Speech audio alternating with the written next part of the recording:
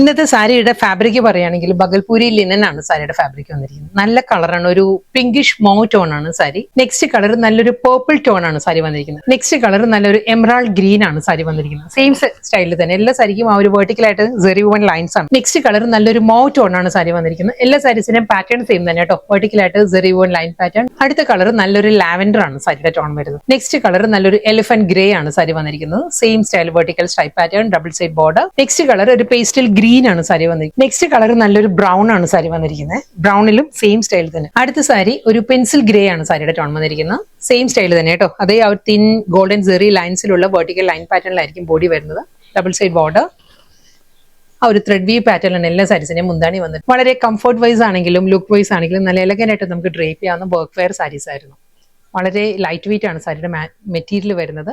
Last കളറാണ് വന്നിരിക്കുന്നത്. ഇതൊരു ഗ്രീനിഷ് ബ്രൗൺ ആണ് സാരിയുടെ ടോൺ വന്നിരിക്കുന്നത്. ഇതിലും അതേ വെർട്ടിക്കൽ സ്ട്രൈപ്പ് ഡിസൈൻസ്